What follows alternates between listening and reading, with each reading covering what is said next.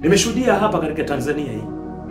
Tunaye mwanamuziki wetu huyu ambaye anaitwa Jux. Jux alikuwa na Vanessa. Ni binti mmoja ambaye pia ni Mtanzania na wote walikuwa na mwanamuziki. Sasa huyu Jux ni maarufu sana. Na amekaa muda mrefu hajapata nafasi ya kuoa, lakini sasa amekutana na binti mmoja yuko Nigeria, akaamua kumpenda na mwisho wa siku akatangaza ndoa. Lakini toka ndoa yake ifungwe, ilienda kufungwa nyumbani kwao.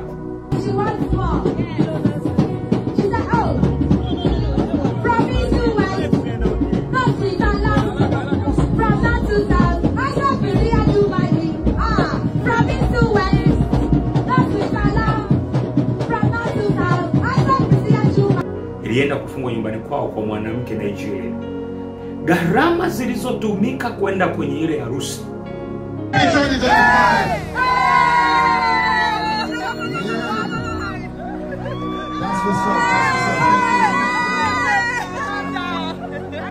kwenda kuchukua mwanamke, gharama zilizotumika ni kufuru. Safari tu ya kutoka Dar es Salaam walienda kwa private jet. Tuti.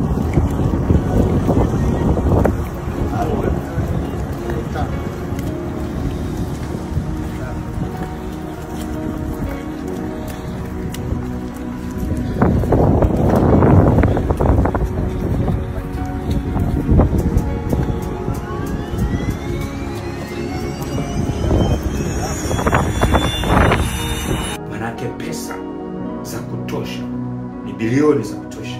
Watu wanaluka na ndege kwenda kwenye harusi private. Manake ukifika pale, ukitazama pia ile harusi sio harusi ya kitoto, ni harusi ya kutisha. Ni harusi ambayo imechukua gharama mabilioni, bilioni. Sio milioni, mabilioni na mabilioni. Kuanzia wanatoka huku na watu kwenda kule Nigeria, manake ni mamilioni yametumika.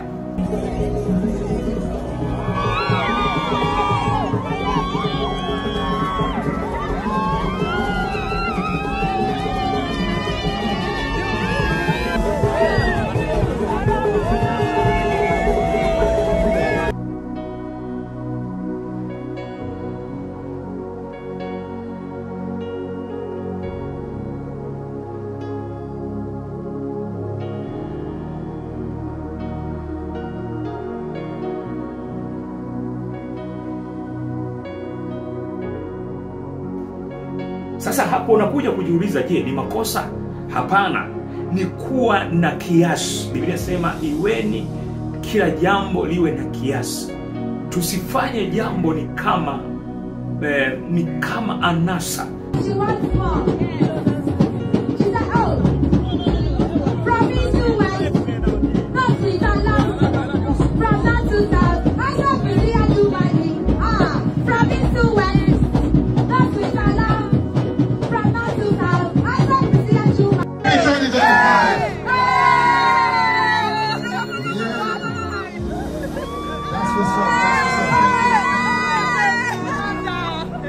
Yaani hata kama una fedha, ni kujibalance kwa ajili ya wahitaji, kwa ajili ya watu ambao hawana, kwa ajili ya watu ambao wanalia vipato vyao ni vidogo.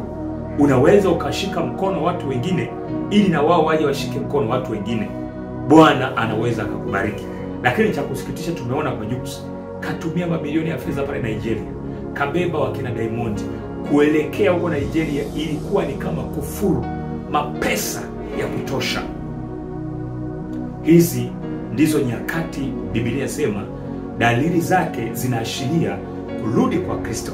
Jambo tu unaweza kukutolea mfano ni kupitia huyo Jux na yule mwanamke aliyempata.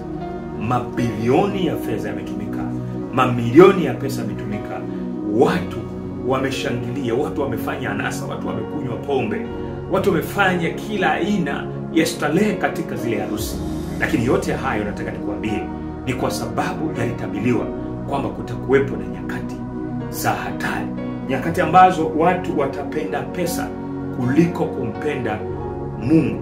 Watapenda pesa kuliko kuwapenda watu wengine.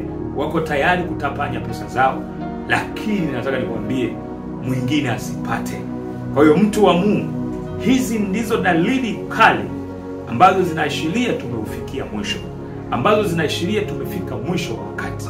Sijui mimi na wewe, unapoziona dalili hizi zote unaojifunza nini?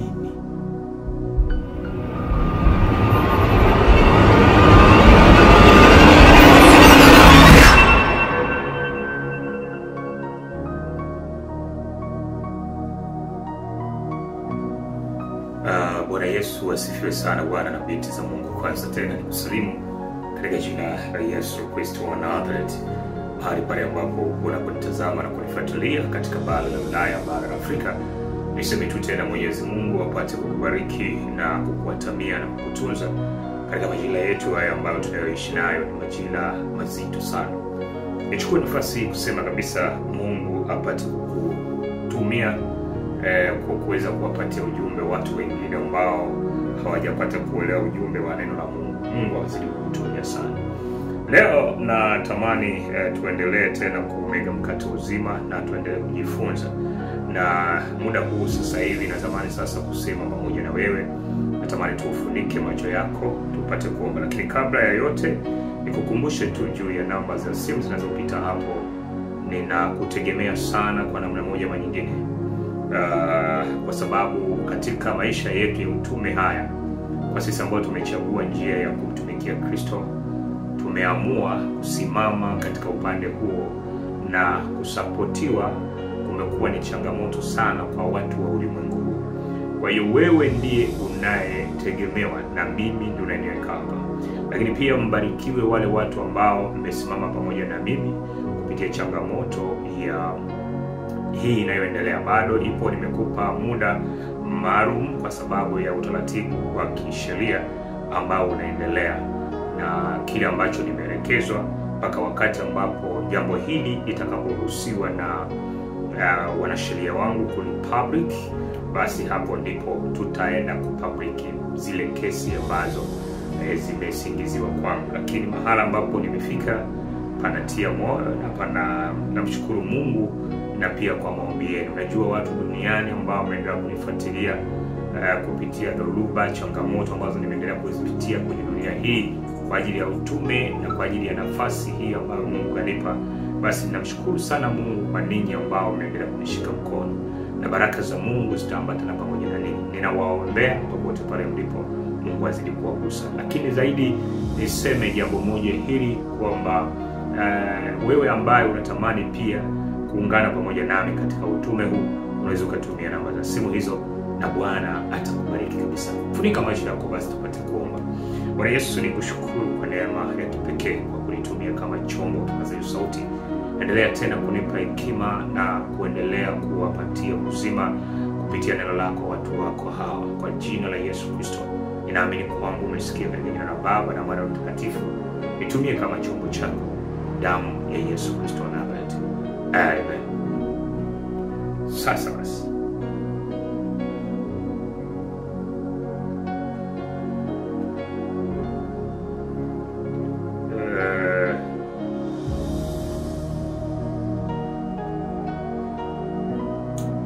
katika kitabu cha Timotheo wa pili 3 mstari wa 1 mpaka 7. Narudia tena, katika Timotheo wa pili 3 mstari wa 1 mpaka 7. Biblia inasema hivi: lakini fahamu neno hili ya kuwa siku za mwisho kutakuwa kwa nyakati za hatari. Andiko hili sio geni kwenye masikio lako, lakini leo nataka nikukumbushe. Ni miongoni mwa injili ambazo nimekuwa nikikuletea sana awali kupitia mambo kama haya, na kukumbusha kwa sababu sio maneno mageni haya, na kukumbusha kusema, lakini fahamu neno hili ya kuwa siku za mwisho kutakuwa kwa nyakati za hatari. Maana watu watakuwa wenye kujipenda wenyewe, wenye kupenda fedha, wenye kujisifu, wenye kiburi. Sikiliza, Biblia inapozungumza nyakati za hatari ambazo ni nyakati za mwisho, Anasema, fahamu neno hili ya kuwa siku za mwisho kutakuwa na nyakati za hatari. Hizi siku za mwisho zilianza muda gani?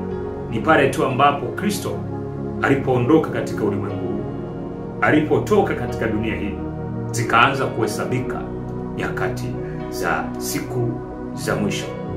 Nataka nikwambie jambo hili, kuendelea kufikia mwisho wa wakati. Na hizi nyakati nikwambie kwamba ambazo ndo zinazoleta wakati wa hitimisho la kuiendea ile siku kuu. Zipo siku za siku za mwisho, lakini tunaiendea ile siku ya mwisho. Katika siku za mwisho ndizo tunazoziishi sasa. Sasa dalili zake na hitimisho lake, tunaendea katika ile siku kuu ya mwisho wa ulimwengu huu. Sasa katika siku za mwisho kumetajwa dalili ambazo zinaashiria kwamba kabla tujaifikia ile siku kuu ya siku ya mwisho, katika hizo siku za mwisho zimeitwa ni siku za hatari. Zitakuwa siku nyakati za hatari. Zitakuwepo ni nyakati za nini? Za hatari. Kwa hiyo Mungu katika neno lake anatumia vinywa vya watumishi wa Mungu kuziita siku za hatari, nyakati za hatari. Majira yake yatakuwa ni majira ya hatari. Sasa hili neno hatari linapokuja limebeba package ndani yake nyingi sana. Moja ya hatari ni kuwepo na maneno ambayo Kristo aliyezungumza katika Mathayo 24, na ukianzia mstari wa 11 pale utakuja kuona kwamba kuna hatari mojawapo aliyoitaja wakati wamemwendea wanafunzi wake wakamuuliza, utueleze dalili za kuja kwako, dalili za nyakati za mwisho, dalili za kurudi kwako, ambazo ndo zitatufanya tuielekee ile siku kuu. Moja ya hatari Yesu alizungumza, mojawapo ni kanisani, kwamba kutakuwepo na manabii wengi wa uongo, nao watafanya ishara kubwa na maajabu, wapate kufanyaje? Kuwadanganya wengi. Yamkini hata walio wateule nao watafanya nini? Watadanganyika. Kwa hiyo ishara inayoonyesha kwamba tuko kwenye siku za mwisho na tunaziishi tukingojea ile siku kuu ya siku ya mwisho, ambayo ndio inaleta hitimisho katika siku hizi tunazoishi nazo. Sikiliza. Sasa dalili mmoja wapo ilikuwa ni ndani ya makanisa. Linasema kwamba Yesu anazungumza, mtaona ishara ya kwamba mmefika siku za mwisho. Ndani ya makanisa yenu, ndani ya ulimwengu, kutatokea manabii wa uongo na mitume wa uongo. Na nataka nikwambie, wakati tunazaliwa wengine hapa tayari kabisa kwamba dalili za siku za mwisho tumeziona. Hazikuwepo enzi hizo, na sasa kweli kuhusiana na utimilifu wa unabii tumeona manabii wamezagaa duniani, na kila anayeinuka anasema mimi ni nabii. Kila anayeinuka anasema mimi ni nabii, ni prophet. Na leo sasa hivi hawataki kuita nabii, wanaita prophet kwa sababu lina saundi ya namna ya tofauti ya kitakatifu zaidi, prophetic. Kwa hiyo dalili hizi ambazo tumeendelea kuziishi, na kuna changamoto iliyopo, shetani ametupumbaza akili tusipambanue kujua hizi nyakati gani na tunapaswa kufanya nini. Kwa lazima tuelewe, tumeona utimilifu wa nyakati za mwisho zilizotabiriwa ni kuhusiana na manabii. Kwa hiyo wewe mwenyewe, wewe ni shahidi. Mtaani kwako manabii wamejaa. Mtaani kwako manabii wapo wa kutosha. Tunasikia kwenye vyombo vya habari manabii, kila redio, kila television, mahala popote pale tunasikia habari ya manabii. Na wote hawa wengine wameinuka wanakuambia utapokea gari, wengine mafuta ya upako, wengine chumvi, wengine matango mwitu, wengine mateke, wengine bigiji za upako, wengine chochote kile, wanakuja na mbinu hizi.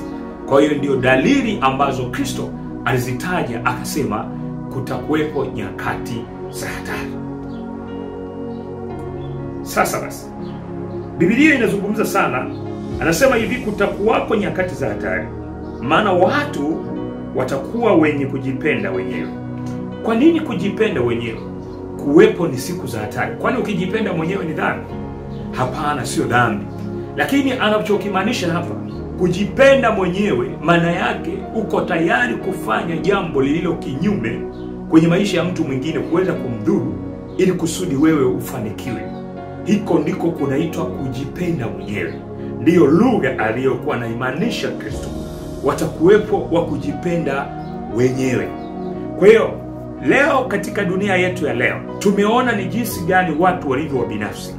Unaweza kuangalia, unaishi na mtu jirani yako analia njaa, habadilishi hata mboga, habadilishi hata nguo, lakini wewe chumbani kwako umejaza makabati na makabati. Lakini unaona hao watoto wanaenda shuleni wakiwa na nguo moja, kwa na uniform moja, na unasema wewe unampenda Yesu, unampenda Mungu na umeokoka. Sasa nataka nikwambie kwa wewe una kila kitu ndani kwako. Una mashati ya kutosha, una viatu vya kutosha, una tai za kutosha, una sketi, magauni, nguo nzuri za watoto wako, na nyingine zipo tu zimelibikizika ndani. Na unawatazama majirani na watoto wa majirani zako hawana mavazi. Maana yake wewe hauangalii wala kuzingatia kwamba naweza kuchukua hizi nguo niwapatia hawa nao wapendeze kama watoto wangu, kwa sehemu ambapo nitaweza kuwapatia kama kuwasaidia. Lakini matokeo yake kwamba pamoja na kwamba umeweza kuwa na hivyo vitu ambavyo Mungu amekubarikia, hauwezi ukawa na moyo wa kutoa kwa ajili ya mwingine, kutoa kwa ajili ya kumsaidia mtu mwingine. Na hii ndiyo Biblia inasema kutakuwepo na nyakati za mwisho, nyakati za hatari ambazo watu watakuwa wenye kujipenda wao wenyewe. Leo wewe ni shahidi kabisa, ni shahidi kabisa. Unaweza ukaona ndugu yako analia, ana changamoto ya pesa, na wewe una pesa hizo za kutosha kwamba analia tu na changamoto ya chakula, kununua tu chakula, lakini pesa unayo, umekula, umeshiba, na una uhakika wa kuendelesha maisha yako. Lakini cha kusikitisha, hauwezi hata ukajiongeza useme upate kumsaidia ili aweze kujikwamua katika changamoto ya njaa. Huo ndio ubinafsi ambao Kristo katika neno lake anazungumza. Lakini pia ni kutumia pesa kwenye anasa. Nyakati za mwisho na huu binafsi unaozungumzwa katika neno la Mungu kwamba kuna kuwepo na watu ambao watakuwa na kipato. Mungu amewapa nyenzo za mafanikio na wana pesa za kutosha, lakini pesa zao hazitatumika kwa ajili ya kuweza kuwabariki wengine, hazitatumika kwa ajili ya kuwasaidia wasiojiweza, hazitatumika kwa ajili ya kuleta matumaini kwa watu wengine, hazitatumika kwa ajili ya kuwapa furaha wengine wasiokuwa nacho. Na wewe na watu kama hao katika nyakati za mwisho, Biblia inatabiri watakuwepo watu ambao wenye fedha za kutosha, ni matajiri wa kutosha, lakini watawatazama ndugu zao wanalia tabu na hakuna anaweza kumsaidia. Watashangaa na wandugu watashangaa kwamba ndugu yetu amebarikiwa fedha, ndugu yetu ana magari, ndugu yetu anaishi vizuri, lakini hajawahi kuthubutu kusema nimsimamishe huyu ndugu yangu, nimsaidie. Bali matajiri hawa katika nyakati za mwisho, watu watakuwa wabinafsi kupindukia. Yaani ni wabinafsi, wako tayari kwenda kula, kunywa pombe, kwenda kufanya anasa, kwenda kulewa, kwenda klabu, kwenda kulala kwenye mabaa, kunywa pombe. Lakini kuna mtu anaomba hata hela ya matibabu, hata shilingi tu 50,000 katikati ya mabilioni ya fedha uliobarikiwa kunayo. Anaomba tu 50,000 tu usaidie. Hata asipokuomba, namna ya maisha yake tu unavyoyaona, unakuja kugundua kabisa kwamba huyu mtu yuko kwenye changamoto kubwa. Kujitoa sasa, ule moyo unakuwa upo, na ndio neno linasema kutakuwa ni nyakati za hatari. Watu watakuwa wabinafsi, wenye kujipenda wenyewe. Sasa sikiliza vizuri. Nimeshuhudia hapa katika Tanzania hii. Tunaye mwanamuziki wetu huyu ambaye anaitwa Jux. Juxi alikuwa na Vanessa. Ni binti mmoja ambaye pia ni Mtanzania, na wote walikuwa na mwanamuziki. Sasa huyu Jux ni maarufu sana, na amekaa muda mrefu hajapata nafasi ya kuoa, lakini sasa amekutana na binti mmoja yuko Nigeria, akaamua kumpenda, na mwisho wa siku akatangaza ndoa. Lakini toka ndoa yake ifungwe ilienda kufungwa nyumbani kwao, kwa mwanamke Nigeria. Gharama zilizotumika kwenda kwenye ile harusi, kwenda kuchukua mwanamke, gharama zilizotumika ni kufuru. Safari tu ya kutoka Dar es Salaam walienda kwa private jet. Manake pesa za kutosha, ni bilioni za kutosha. Watu wanaluka na ndege kwenda kwenye harusi private. Manake ukifika pale, ukitazama pia ile harusi sio harusi ya kitoto, ni harusi ya kutisha.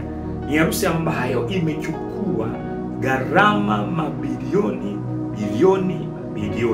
Sio milioni, mabilioni na mabilioni.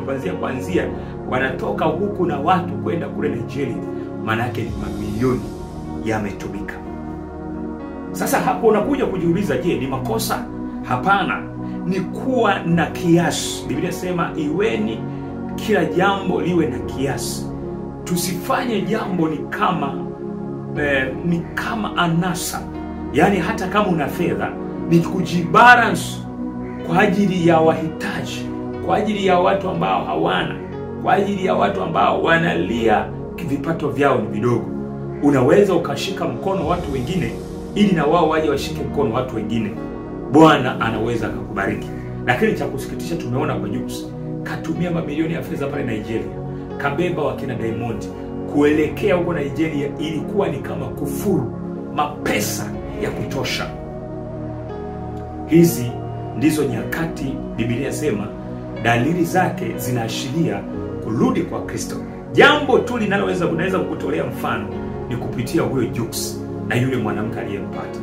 Mabilioni ya fedha yametumika, mamilioni ya pesa yametumika. Watu wameshangilia, watu wamefanya anasa, watu wamekunywa pombe, watu wamefanya kila aina ya starehe katika zile harusi. Lakini yote hayo nataka nikwambie ni kwa sababu yalitabiliwa kwamba kutakuwepo na nyakati za hatari, nyakati za kufisha, nyakati ambazo watu watapenda pesa kuliko kumpenda Mungu. Watapenda pesa kuliko kuwapenda watu wengine. Wako tayari kutapanya pesa zao, lakini nataka nikwambie mwingine asipate. Kwa hiyo mtu wa Mungu, hizi ndizo dalili kali ambazo zinaashiria tumeufikia mwisho, ambazo zinaashiria tumefika mwisho wa wakati. Sijui mimi na wewe unapoziona dalili hizi zote unajifunza nini? Unajifunza nini? Okay, ukitazama na kuangalia jinsi gani ambavyo Nigeria wametoka, Jux amefika moja kwa moja mpaka Tanzania. Break ya kwanza jana tumekwisha kushuhudia harusi ya ajabu. Nakwambia hivi, kulikuwa na kila aina ya starehe na anasa mle ndani. Kulikuwa na michezo ya kila namna mle ndani. Lakini nataka nikwambie imetumika hiyo kwa sababu ya kufanya sherehe za siku moja tu. Ni mabilioni, mamilioni na mamilioni natendeka. Lakini hizi pesa kama Jux angeweza kupambana asitoe zote, lakini kwa ajili ya kumfurahisha Mungu na kuwasimamia watu wengine, anaweza akachukua pesa kadhaa akapeleka kwa watoto yatima, akapeleka kwa wajane, akapeleka kwa wagane. Lakini nataka nikwambie leo, hauwezi ukaona fursa ya watoto wakina Jux wameweza kuchukua fedha zao wamepeleka kule, bali wanafanyia anasa mamilioni na mamilioni. Harusi imetengenezwa huko Nigeria na imefika hapa, imefanyika tena. Na ndiyo uone tuko katika zama hizo ambazo Kristo alizitabiri, nyakati za hatari. Watu wanajipenda wenyewe. Watu ni wenye kujipenda wenyewe. Sijui mimi na wewe tuko katika kundi gani? Na wewe je, unajipenda mwenyewe, unatimiza unabii? Kwa hiyo natamani sana usitimize unabii kwa kujipenda mwenyewe. Watu wako tayari wawe na nguo 10, lakini jirani yake ana nguo moja tu. Watu wako tayari wale milo 7 kwa lisali moja, lakini kwenye familia zao kiujumla hawawezi kuwa maintain, kuwalisha au kuwasaidia watu wa namna hiyo. Hizi ndizo nyakati za mwisho, nyakati za kujipenda wenyewe. Watu wanajipenda wenyewe. Lakini pia maandiko matakatifu yanasema hivi, wenye kujisifu. Ukiangalia sasa hivi watu wanajisifu. Watu wanajisifu sana. Mimi naweza kuponya. Nimemuombea, mimi nikimwombea anapona. Mimi ndio mchungaji. Mimi ndio kila kitu. Mimi ndio naponya. Mimi ndio tajiri. Mimi ndio tajiri wa matajiri. Kujisifu na kuwaona wengine ni kama matakataka. Biblia inasema watakuwepo wenye kujisifu, wenye kutukana. Lakini sasa watukanaji leo watu wanatuka nao mitandaoni, watu wanatukana. Hata kama unaandika kwa mkono wako, lakini kwa sababu unatukana, message zako zinakuwa na matusi. Nataka nikwambie, unatimiliza unabii.